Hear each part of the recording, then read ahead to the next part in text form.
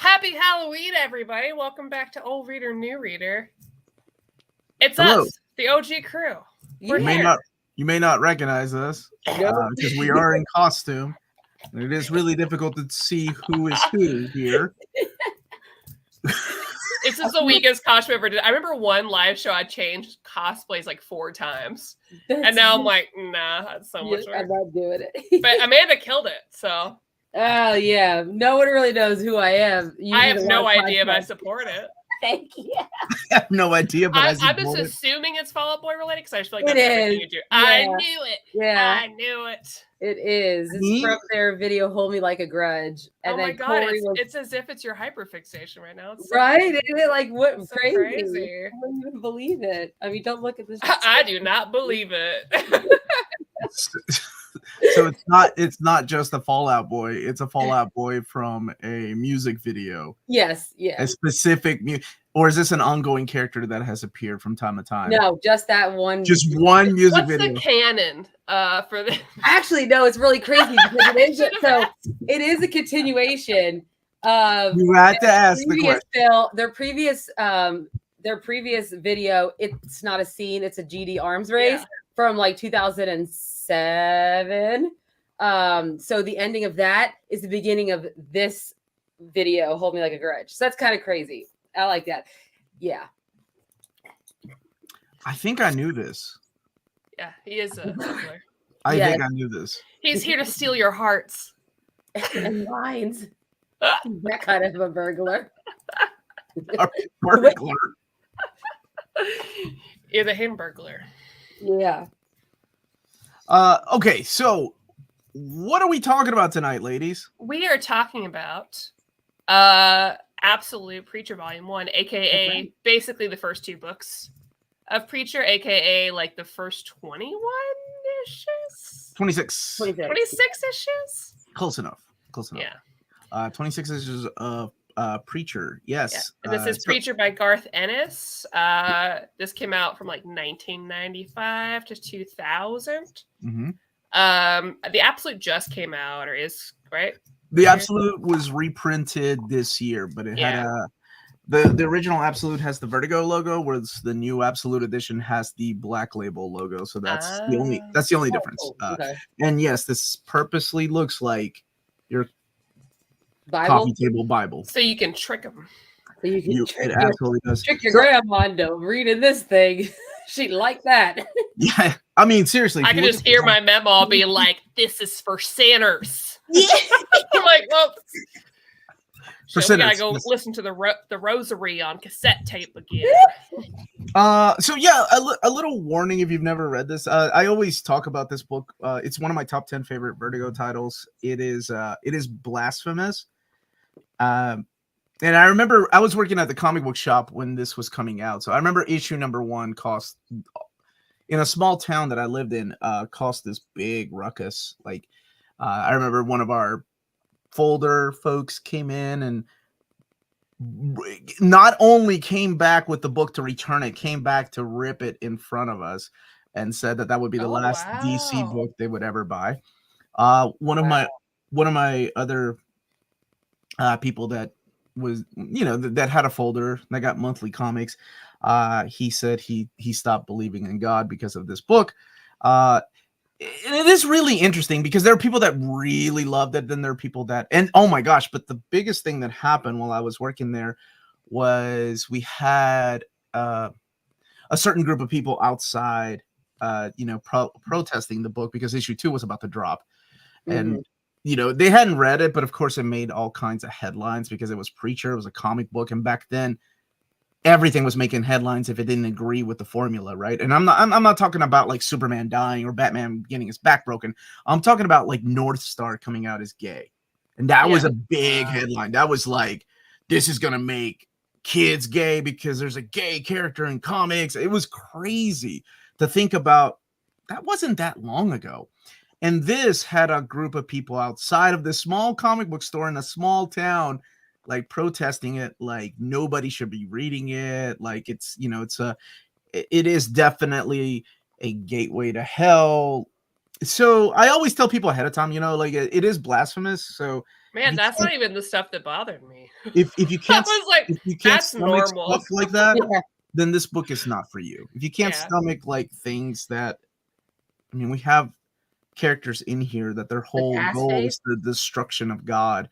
But then in the same way, Spawn is like that too, right? You have Satan who wants to destroy God, and for some reason, Preacher got a lot of attention, and it probably has to do with the main character of Jesse.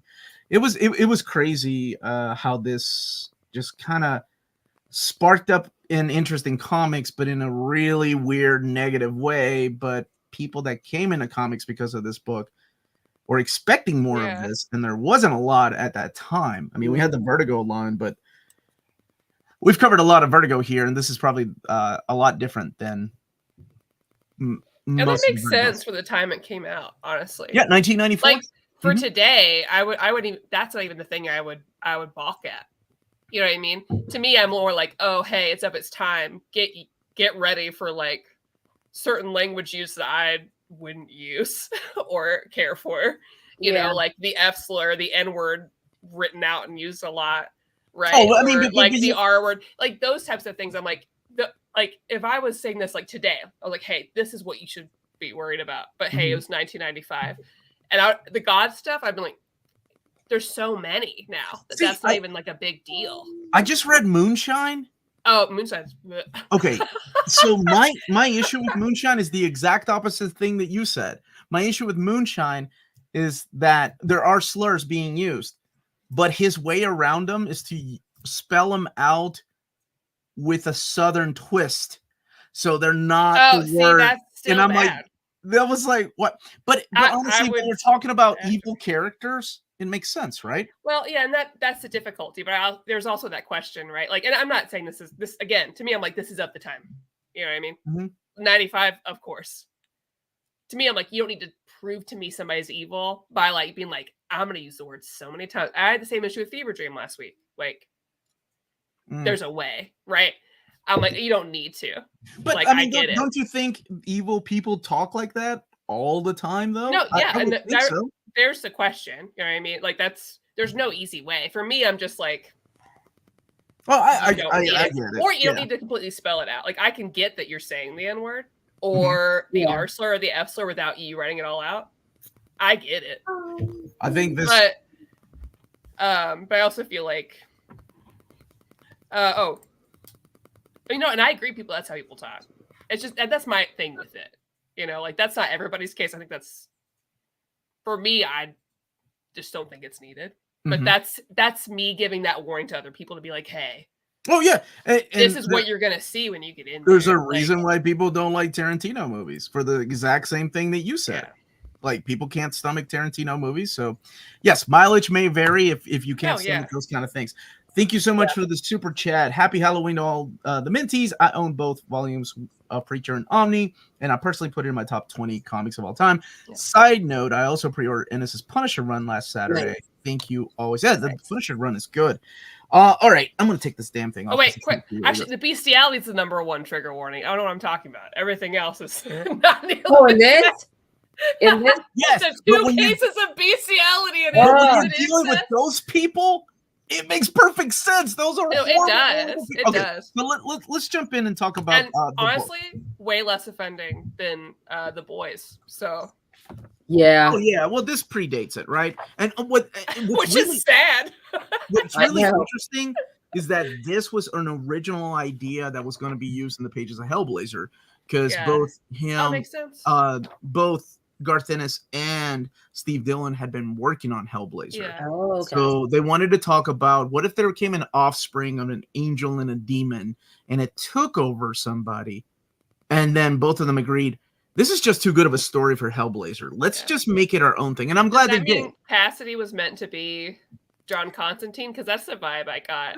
Maybe a little bit, except, you know, he's definitely a lot more of a dick than Constantine is. Yeah, like, but I mean, Cassidy, like, if you're writing the stuff that Cassidy does through here, and the thing is, like, the finale is just so good when it comes full circle, like everything that happens. Okay, so really quick, the premise of Preacher, it is the story of this young preacher named Jesse, who lives in a small town in Texas. He is the preacher of this church where people come in and tell him his sins, and then they go and party and do bad like things. they do. And this is told. I love the way that it starts. It starts off with Tulip, Jesse, and Cassidy in a diner, and they're all talking about how they kind of came together.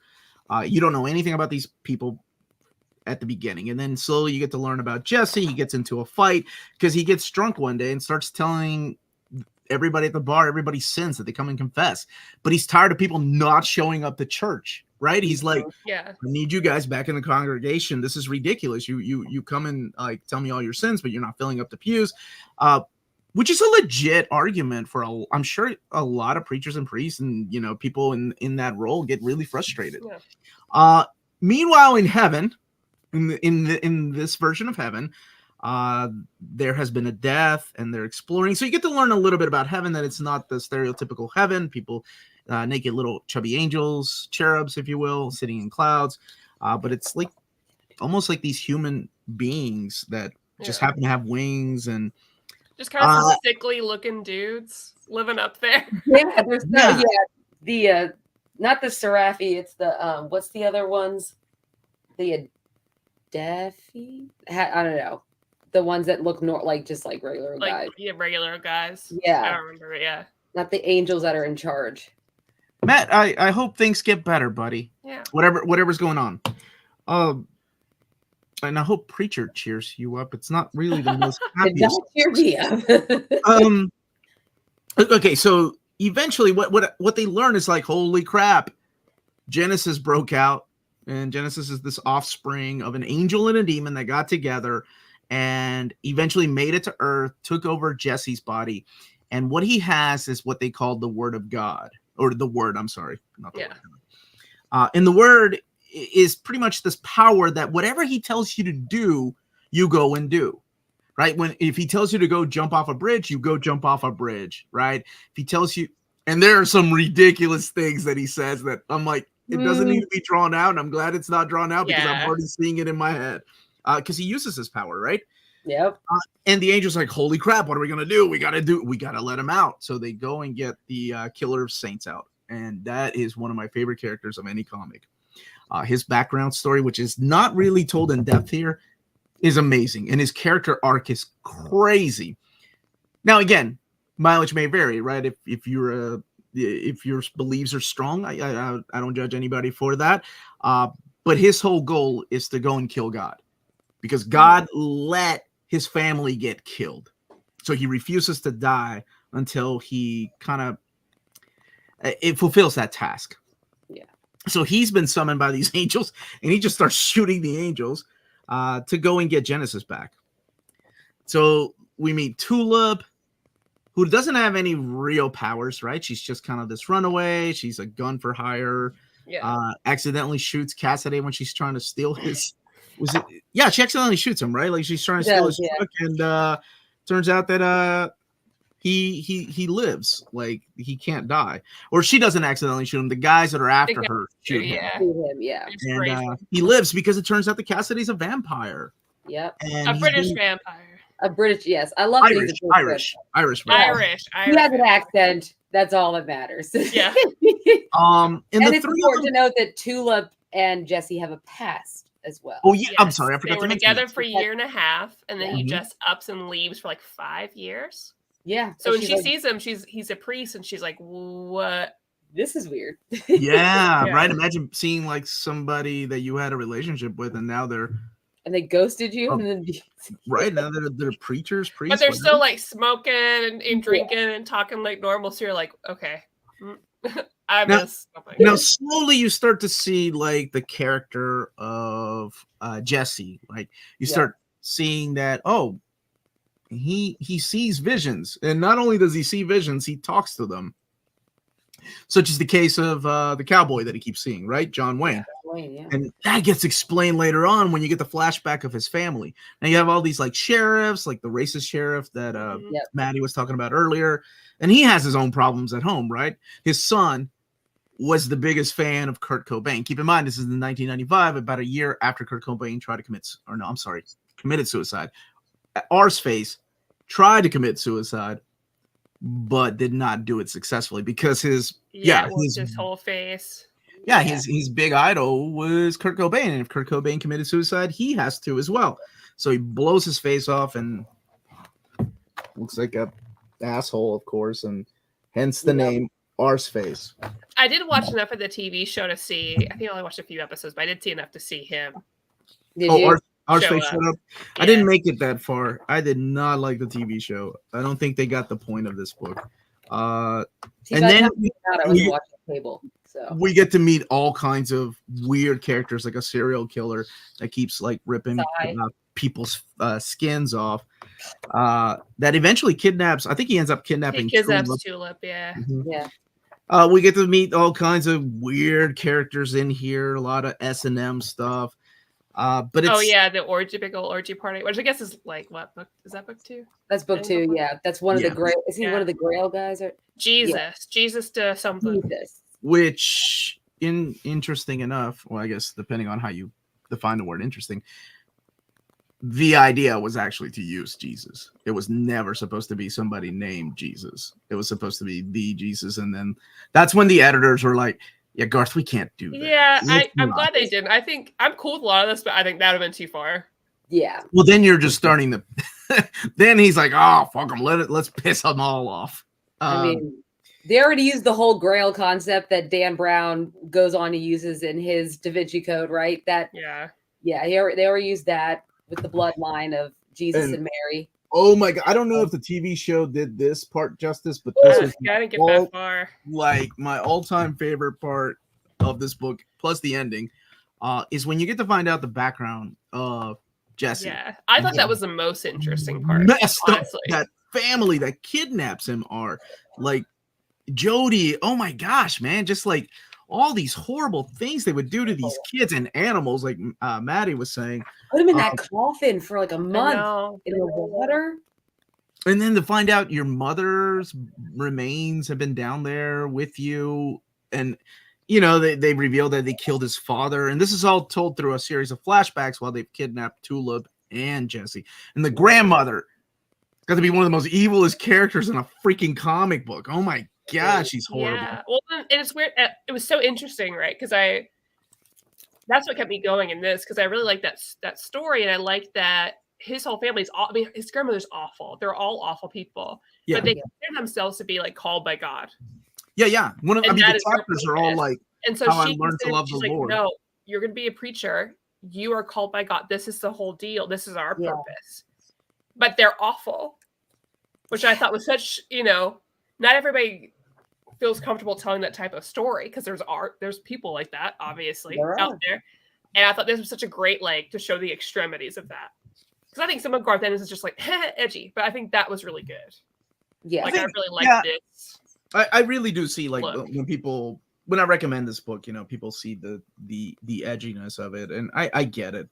But to me, this is I swear to God, this is one of the best love stories I've read in comics. It's fucking amazing.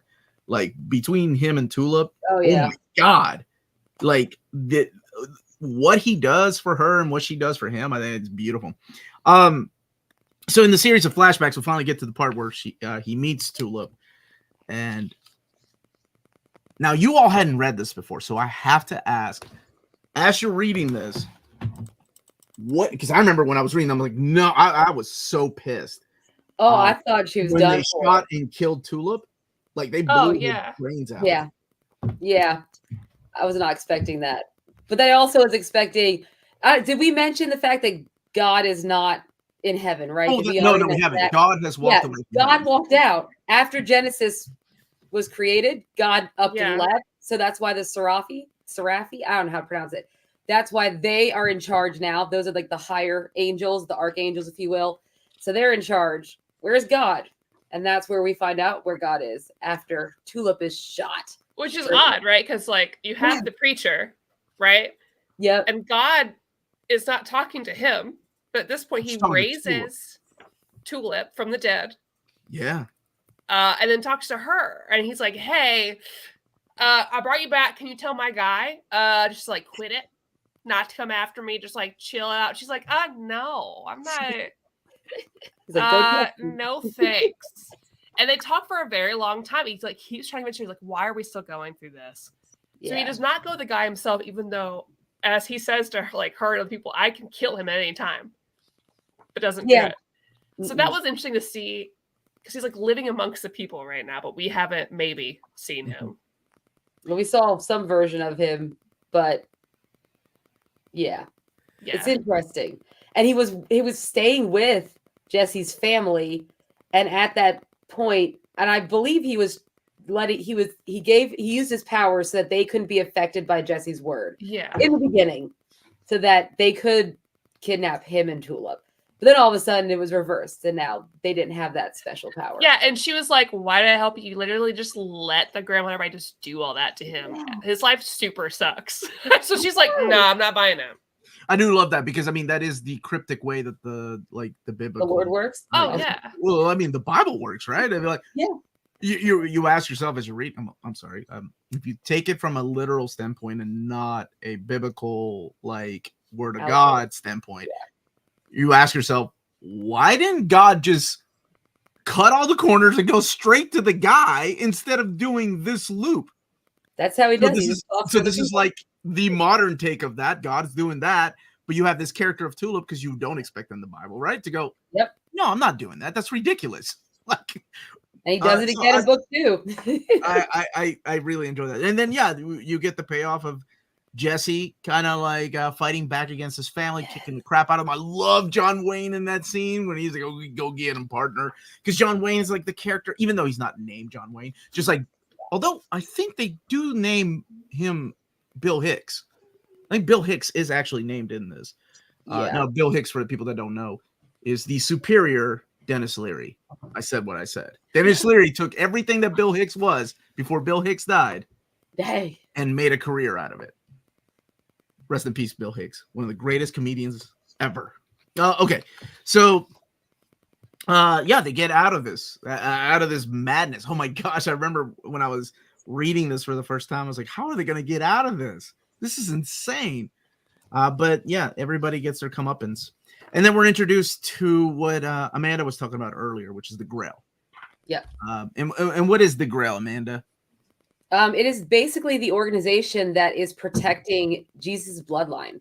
So if you're familiar with the Da Vinci Code story, which is a theory that has been talked about since the 70s and 80s, there is Jesus and Mary Magdalene were actually... I'm sure it's been around a lot longer than that, but they were smuggled to France, and then in France they went and had children, and there's a bloodline from that. But in this one, the bloodline is very pure. There's so much incest in this book. Yeah, they definitely perverted that story, because they take basically these theories or conspiracies or distrust of certain things or religious things, they put to extreme, which I thought was really interesting. But yeah, they're like, we got to keep this bloodline pure, so they pure incest. So you get this kid who's just like so mentally not there. And then Jesse also had a friend we learned about earlier, Billy Bob, is that his name? Who I felt so awful for that kid. He was also born of incest. He was inbred, yeah. He's inbred, and but that's what the Grail is. And so obviously now that they know that Genesis is in the form of a human and isn't Jesse, they kind of have been tasked they need to retrieve him because he's a threat, right, to the bloodline.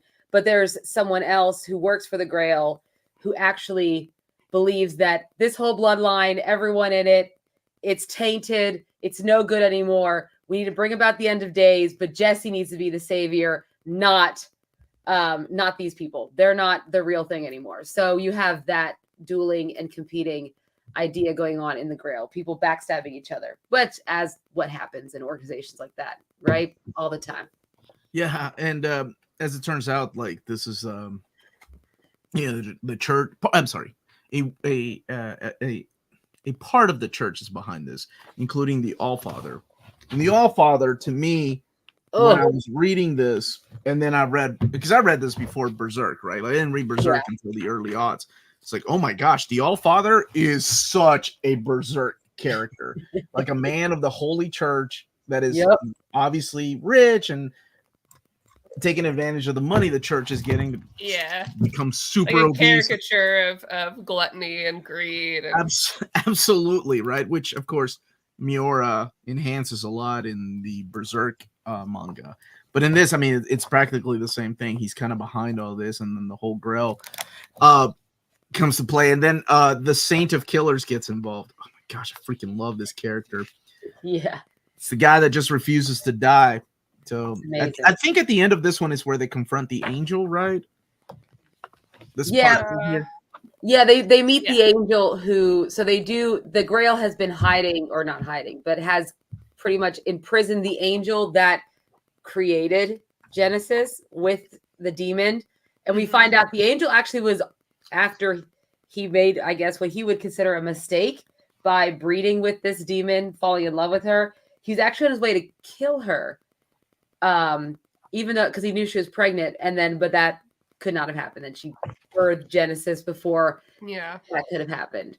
So, but he gets his comeuppance. God gives it to him in the end. He gets burned. So, and so does the Allfather. And so does which I love the angel's conversation with, with the preacher, because he's explained, like, hey, we can help each other. If I tell you where to go into next, you have to agree to free me. It's like, no, why would I ever trust an angel? Why would I trust you after the story you just told me? Right. How about you tell me what I need to know and I'll see about it. And he's still like, nah. Which I like about these characters, because they see these like greater powers. They're like, no, I'm not interested. Like this whole time, even earlier on, he's like, show me who sent you to me. And he's like, nah, deuces. Oh, yeah. Yeah. And then the last story that's collected in this particular Absolutes, there's a total of 3 Absolutes because the series went on. The last story that's collected in here is a backup story of the character of Cassidy.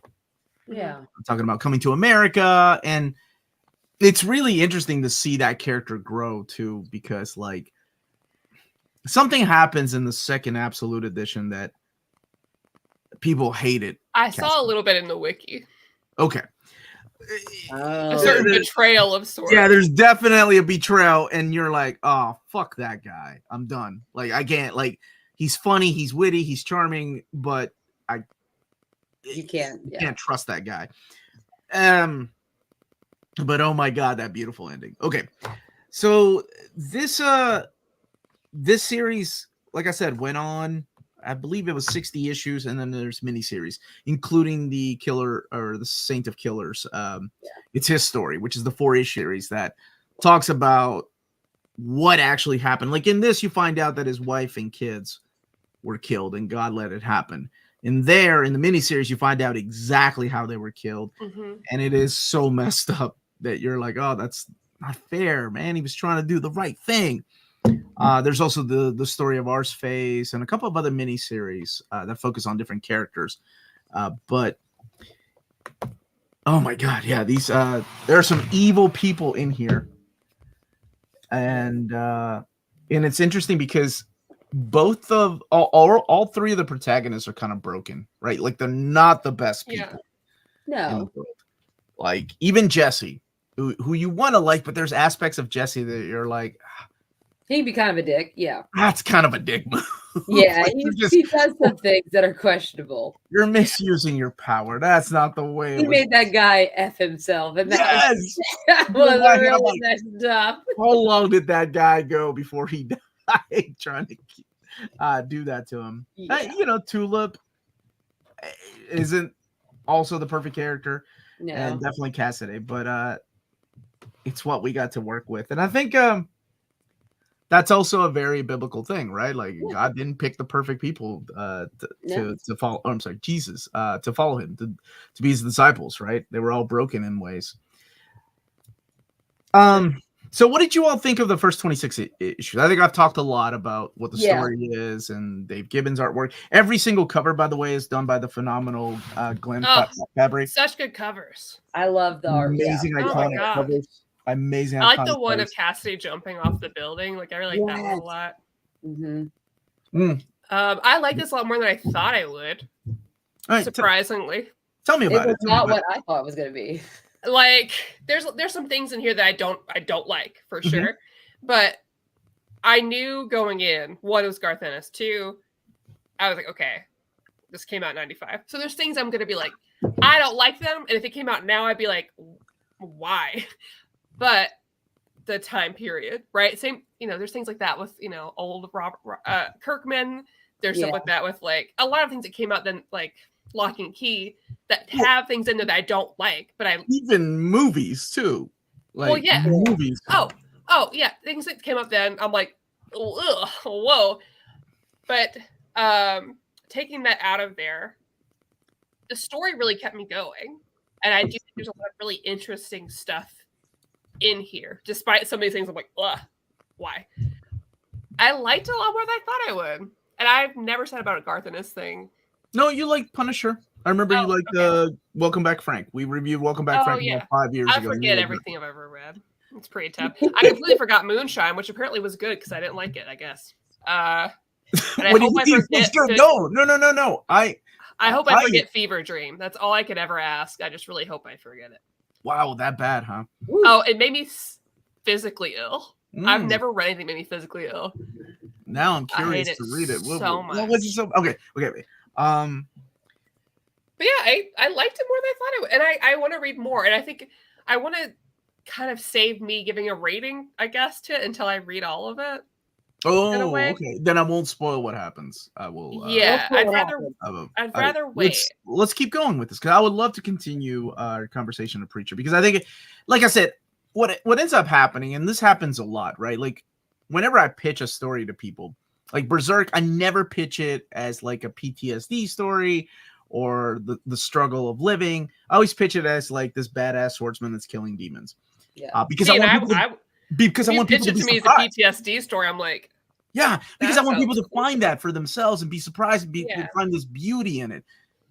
Like Preacher, I do the same thing, but seriously, like it's a beautiful love story. It's this Southern fairy tale, and with a beautiful love story underneath everything. Like at the end of the day, this is the story of Jesse and Tulip, and when you get to the ending and you see all the things that they go through, you're like, oh, wow, this wasn't about this guy that ended up having all these powers or God leaving heaven and the Saint of Killers or Cassidy. This is just about Tulip and fucking Jesse. And then at the end, that last line gets me every time. I love it. It's perfect. And it is how every story should end in real life. Well, see, I care less about him and Tulip. I care more about just like regular people's, like struggle with their faith and what that means for them, and like this look of like what if we're living in a world where it's imperfect, how do people deal with that? Yeah, right. Yeah, like if you had the Book of Job, but he was like, man, this sucks though, don't do it anymore. It is really interesting to see all the people that were, and I'm just talking about the people I ran across that were super religious, that turned their backs on comics and on this book. Yeah, considering everything you read about in here happened in the Bible. Like the kind of stories you're reading about in here were stories that were happening in the Bible. Just kind of approach it like an AU. Yeah.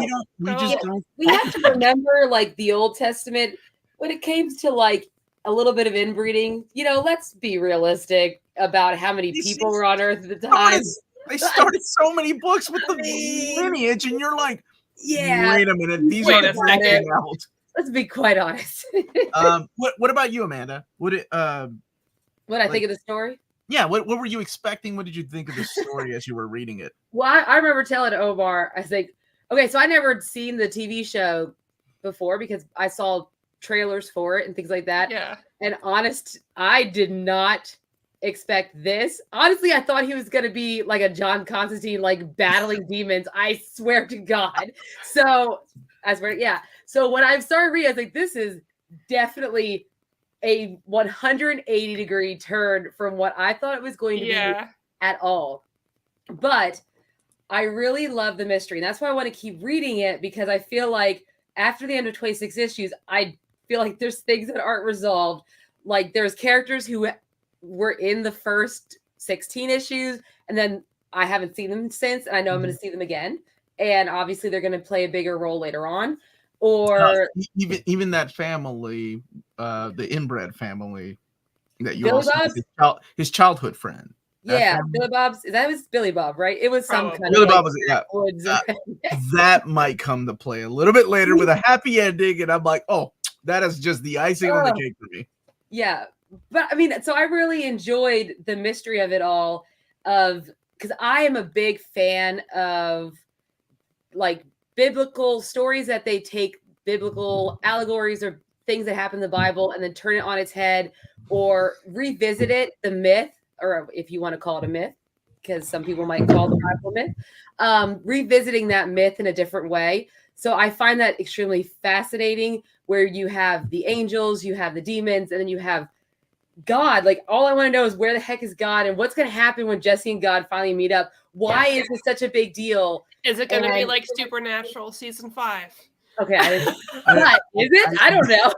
I don't know anything about Supernatural. God was like a dude. I don't know. Well, that's what I thought he was going to be. I really was he going to be Alanis Morissette? I was hoping you would go there. I'm really proud of you. Yeah, I would be okay if he was. What if God was one of us? Man, Dogma. I want to rewatch Dogma. Yeah. You know, it's so impossible to find. The only way to watch it is on like the pirate seas, because he doesn't want anything to do with a certain somebody that is in prison right now, and they produced that particular movie. So I get it. I respect. I respect that. It's his choice.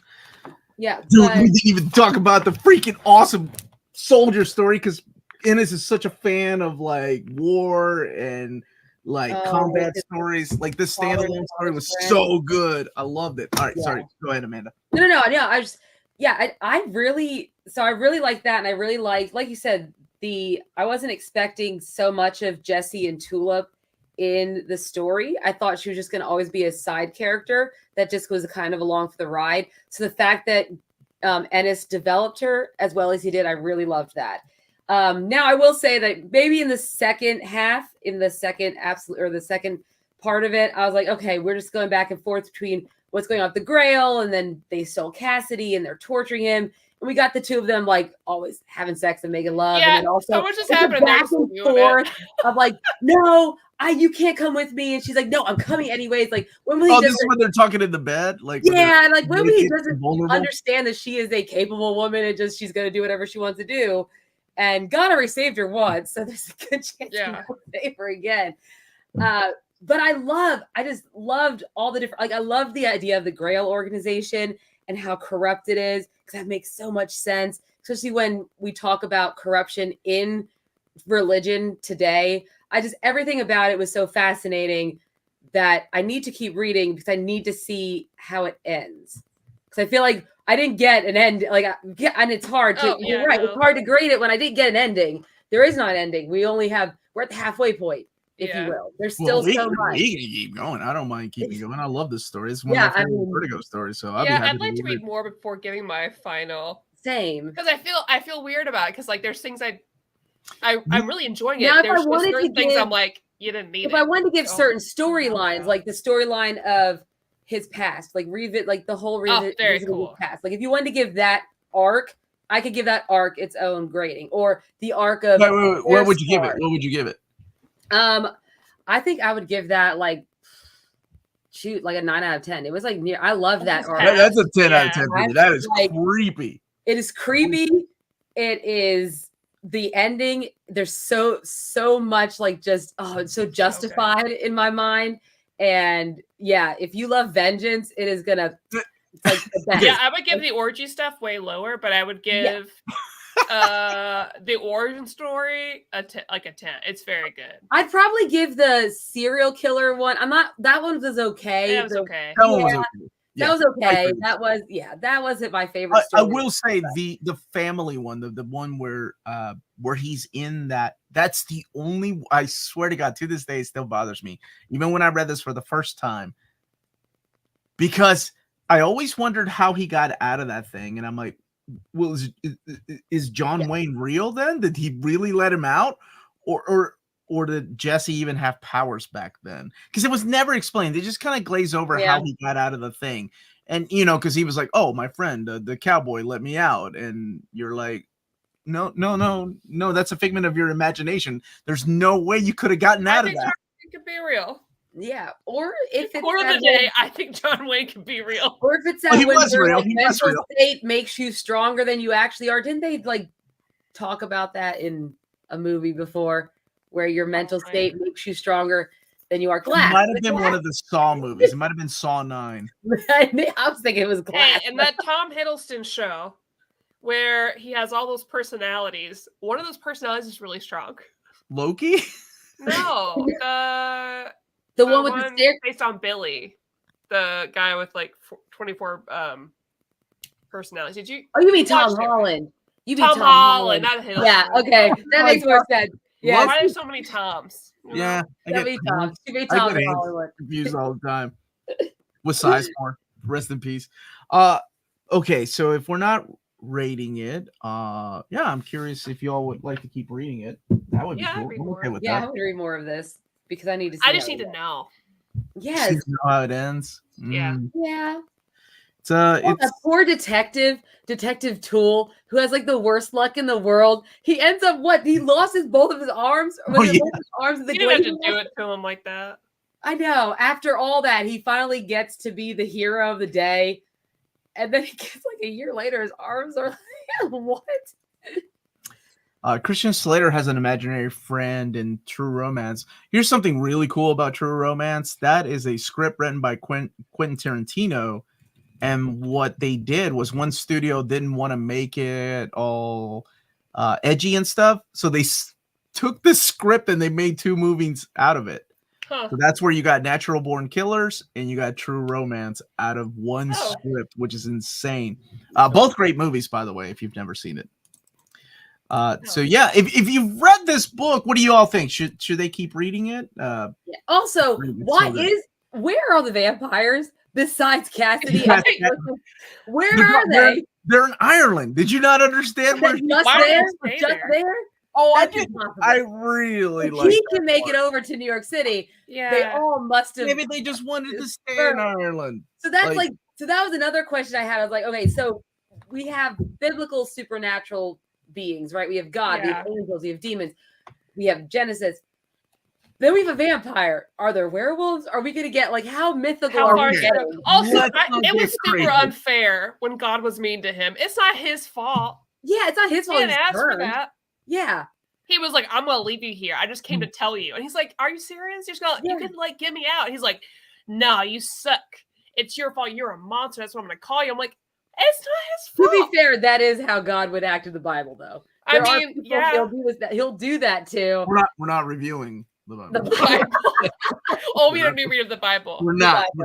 I wasn't the type of Catholic that had to really read it. I didn't really read it till college academically. So same here. That's when I actually read the Bible. When you had to read it for academic purposes, and when you had to read it academically, you didn't have to read about the Beatitudes because that's only in the Catholic Bible. I knew that stuff for confirmation, and I knew how to recite things. Catholic, so I'm so proud of you. You went through confirmation. I did as well. Okay. I forgot to mention that Cassidy's backstory. I really liked it because I thought, was it his friend or his cousin that he was with that ended up getting killed, and he's the one that turned into a vampire? I was trying to find it whenever he was telling his backstory. And I can't remember which arc that is. I think it's later on. But he was talking about, when he got bit in Ireland, he came from over there. So, happy Halloween. Are we destroying Omar's childhood again tonight? No, they want to keep reading it. Unlike, is this your childhood? I was 1995. I was a junior. I was working at a comic book store. So he was like a teenager. I was a teenager. Not much my childhood, but this awakened a lot of things in me. I was 4. As long as it just awakened a good thing, because it could awaken other things if you just take it the wrong way. Yeah, I could have gone the Jesus that guy's route. Oh my god. You could have been like Detective Bridges, and then poor guy. No, I'd open up all the good or bondage and calling those guys to foreplay and hell yeah, keep reading. What kind of question is that? Thank you, Jay. Thank you for that. It's funny to read this as I'm also It's watching the Fall of the House of Usher because Oh, also so a lot of Wait. sexual. I haven't seen the last 2 episodes, so Well, I'm not saying. I'm saying get a lot on of it. sexual depravity in both of these things. It's great. Guys, it's so definitely good. top Finish 10 it, shows please. of this year. It's It's so so good. good. And It's so freaking good. Mark Hamill is killing it in Oh that. my god! Gareth Honestly, Gugino. like Yeah. I was worried because I didn't like Midnight Mass, so I was Yeah, like, I didn't either. Wait. I love Hill No, House. Midnight Mass was I awesome. love Blind No, Man. I didn't like Midnight Club. Midnight Club's the kid one I didn't one. Oh, like. I liked Midnight Club. Yeah, but I That's like the- Midnight Mass. I and thought Midnight that Mass was fantastic. great, Maddie. Again, yeah, vampires. And I that Oh my God, love this. that scene in the boat, like that Yes! was so beautiful. Like To me, it was just like, how many monologues can I fit into one show? Yeah, but there was a TikToker that did really well. That was like, oh, the reason I use card. Well, let me tell you my backstory with Cash. I was like, that's really long. I was like, come on. Mulligan's monologues, they're so good. Ruth Nega's performance as Tulip on the show is made worth watching. I think another person said they like Tulip. Yeah, I didn't. I really like the comic book versions, which is weird, right? Because I think I like the Boys show better than. No, I know I do. I told Garth that the Boys show is way better than the comic. Because the characters are explored. They're not one dimensional. Although I do miss my one dimensional bad guys. And I think that's the difference between you and I. And they improved upon a lot of things. Oh yeah, especially the ladies, right? Like the lady characters are definitely expanded in that. Yeah. But I do miss one-dimensional evil dudes because they're just evil. The Preacher's phenomenal, but the best in his stories are all his war stories. You've read Sarah, right, Maddie? Oh, no, but I have it now. Oh my God, old reader, new reader, Sarah. That is one of the best. I'm not big into war stories. But doesn't matter. Let me tell you the premise. The premise of Sarah is it's a group of Russian sniper ladies. Okay. Oh my God. You had me at ladies. Hold on. It gets better. Like he did the research because I didn't even know this was a thing. I was like, whatever. Because a lot of times, like, I don't know this. And he was like, yeah, I didn't know either until I read a comic book. And a comic book introduced him to the concept of Russian sniper ladies in World War II.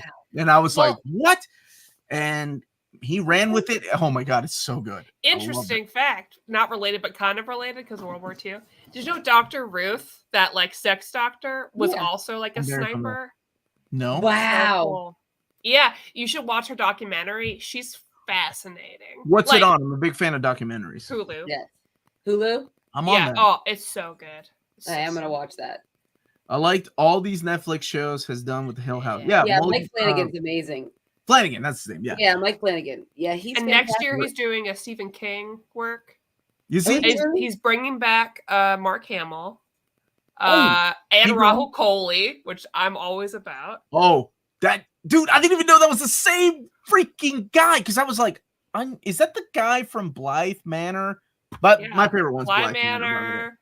Midnight Mass, iZombie, which is very important. Oh. He also plays a lot of I'm video so glad games you online. liked it. I'm so glad you liked iZombie. He's also in Yakuza Ishin. He's the best. I love him so much. Oh, he does a lot of voice acting. You're right. Yeah, he does. Dude, that guy killed it because I did not know. I was texting my brother. I'm like, is this the same guy from Midnight Mass? Yeah. And he was because he was the sheriff in that. And I'm like, or Blythe Manor, because this is a different type of dude. And he was like, I think so, because I'm Googling most of them are pretty much in all of them. Like, yeah, but there are certain actors that play kind of a very similar role, right? His roles are just so different in every one of these. It speaks to him. And iZombie's just a big old cute nerd who gets with Ashley Tisdale. Not Ashley Tisdale.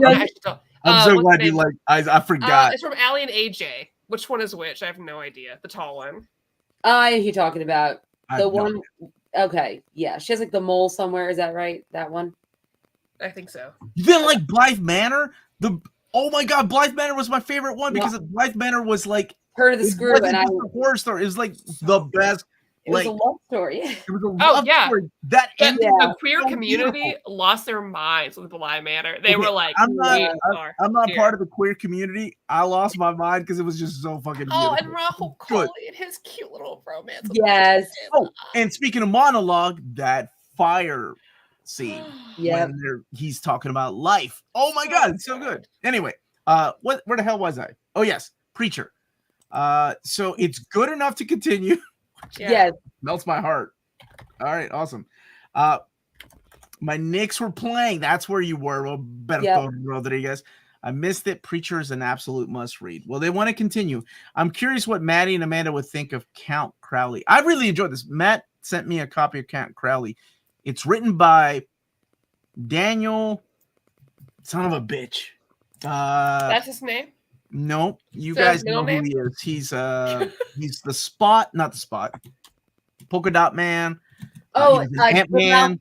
I know who David Dash Malch. Dash Malch. Yeah. I know who he. Yeah, he wrote this comic book, and I really liked that's it. awesome.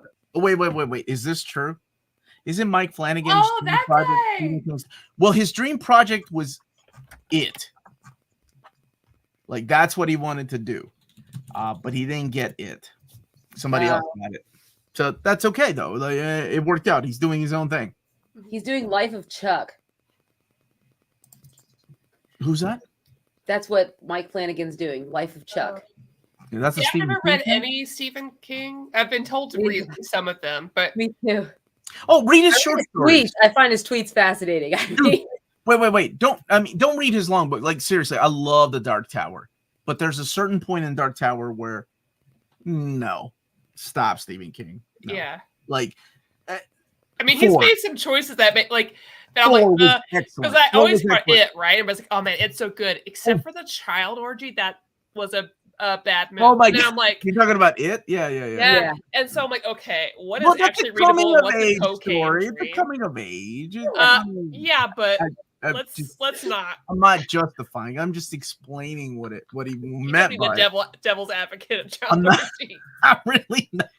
That's the quote of today. The drawing of 3. Oh my god, that book was fucking perfect. But everything like after 4. Read his short stories. Read like The Yaunt. The Yaunt is so creepy and good. Or The Mist. You've read The Mist, right? Like the I've watched The Mist. I've watched the movie, which is fantastic. Yeah, I watched the movie. The movie is actually better because that ending is freaked the hell out of Stephen made King. me so mad, but it was like good. he sent Frank Darabont an email saying, "You managed to freak me out by changing the ending of my story. Good job, sir." That's it. That was the email. I was like, "That's so awesome." Sarah, some of the watched best. that mini series of his that they put on Hulu that you couldn't get before. I'm sure it's not Rose Red, I think, or Red Rock, or I don't know. It's a red or a ruby or something, but it has Miley from Halloween Town in it. But it was really good.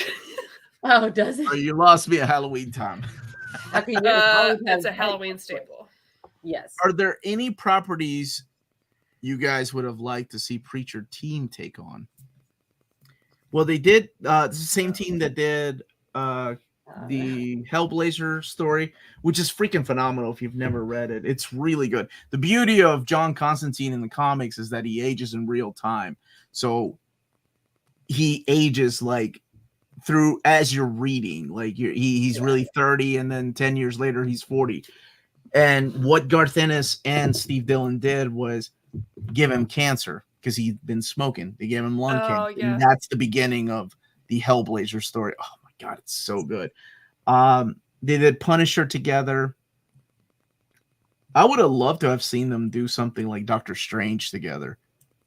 Yeah. But sadly, we lost Steve Dillon a couple of years ago. Yeah. Fucking cancer. It sucks. He was a great artist. I really love his art. I'm probably one of the few who actually like the Dark Tower movie. I've never seen it. I haven't seen it. Matthew McConaughey and Idris Elba. I guess it didn't do that well, right? Because they're doing a Dark Tower series. Mike Flanagan is. Wait. What? Yeah, I'm just looking at this. He's doing a Dark Tower series, and he's doing a film version of Life of Chuck, which has been allowed to start shooting this fall because of an interim agreement between the studio and SAG. My mind is Tom Hiddleston and Mark Hamill are in it. Wait, who? Tom Hiddleston? Yeah, the other, the Loki. Yeah, Loki, that one. Yeah. Not the young one. He's taking a break, I think. Mentally. Right. Maddie's talking about he's older. You talking about Castle Rock, Maddie? I think that's what No, it's something else. It's like an older miniseries. The Langoliers? I'm trying to think of the miniseries. I don't know. But we should probably wrap up soon because the Silent Hill Ascension just dropped, and I need to see that. Because it's like a daily thing where you have to watch it and you can vote to see what's going to happen next or something. Oh, that's awesome. Wait, yeah. This isn't a video game? No, I mean, it's an app on my phone. I don't know how it works yet, but... That's fantastic. But you're supposed to watch it and then vote. And, like, it's everyone that does it. And I don't know if it's going to be good, but I got to hope for the best. So... The best story, and this is Steve Dillon did, was one of the one-shot spinoff from Hellblazer Heartland. Yeah, I've never heard of this. All right, Maddie, Amanda, you all want to continue this then? Yes. Yes. Anybody that's read this, what would you give this out of 10, just out of curiosity? Yeah, we're just download it. Anticlimactic ending where we do not give a rating. Give it another you and me, Kale. 3 or 4 years. Okay. And, you come back and rate the ending when they're like, what happened in the previous stories? Exactly. I'm trying to figure it out right now. Are they rebooting it? Will you're all about Idris Elba, B2. I like. Hey, I love him. Put him in anything. But I don't know if they're gonna reboot that. I don't think they're gonna reboot the Dark Tower. A 9 out of 10 from MD Masoon. Yeah, so I think it was a good start. Like, okay, but I mean, you would rate Star Wars Episode 4, right? It's a good beginning. Yeah, but that's different from that. How so? That feels like you finish. You're like, okay, that was a movie I watched. Yeah, it has a beginning and its story of itself is its ending. Like, that's why I say you could do story arcs in here, and I would rate story arcs, but they don't have Yeah. Preacher is a 10. I've bought it 3 times. I love that. That's awesome. Amanda, real quick, it was amazing meeting you at New York Comic Con. Yes, it was amazing meeting you too. I got to meet so many people. Not just her, right? It's fine. It's fine. It's whatever. It goes to 11. Yes. They need to reboot Preacher TV show. Thank you. Because I didn't think the showrunners understood what Preacher was. That was my... If it was on streaming, it'd be a different story. Or on HBO, where it originally was. Because, I mean, Preacher was going to be a movie, and then they were going to do it on HBO. Preacher on the first read, 10. On a second run, I cannot really tell. Interesting. So a 0? Yeah. Because there's a child there. A 0. I'd give it a 7.5. And an armadillo. Volume 2 is where it really gets going. Yeah, I would say that. 9 out of 10 easily. I think it achieved what it sought out to be. Not a personal favorite, but a home run in its effort, and seriously challenged the expectations of mainstream comics. Oh, absolutely. At the time, I don't think there was anything like this. I think this is where Image eventually went, right? Mm-hmm. But there wasn't anything like this. So thank God for Karen Berger and the Vertigo universe. It's really ironic that I thank God for that. But all right, Maddie. Yeah. Everybody, thank you so much for hanging out with us. Amanda, Omar, thanks for joining me. This is super fun. Hope everyone has a really good rest of their Halloween. I'll be back next week with something. I haven't figured out the November schedule yet. I do know I'll be reviewing all of Kurosaki Corpse Delivery Service with Tina and maybe Kristen. Super pumped to finally talk about those books because they're so good. Wait, you want to do November? We can do November. What's a book you want to read that you haven't read yet? Sarah, you want to read Sarah for November? November read. It's about war and women snipers. Well, do we do a Patreon thing? Yeah, I'll let them know. Let them choose. Yeah. So you're telling us what we should get is, oh God, get the Hellblazer Omni if you haven't yet, dude. It's so good. All right. Thank you, Maddie, for having us on. Yes. Yep. Thank you. Of course, check out our Patreon so you can vote for next month's Patreon pick. And y'all already know, check all the other videos here. I'll tell you that. I already know. They know how they get here if they didn't know. Yeah. Besides 2 people that might be watching for me, because I know I do a live show. Like my personal trainer, maybe. She said she'd check in. Yeah. And Omar and I will have a show tomorrow at 8 p.m. East Standard Time. We're doing Loki up to episode 4. Oh, so good. We already did It's Lonely at the Center of the Earth because that's probably my favorite book of the year still. Oh, dude, that's top 10 for me. I was so looking I'd do anything for her. Forward to meeting her. Should we do something we're thankful for? Because it's I'm just kidding. That's on November. That's me. We can't be thankful until November gets here. Yeah, exactly. Well, it's almost here. It's like right around the corner. Matt, I hope you feel better, buddy. I hope this episode made you feel better. Yes. All right, Matt. I'm off to Silent Hill. Have a good night, everybody. We'll see y'all next time. Bye.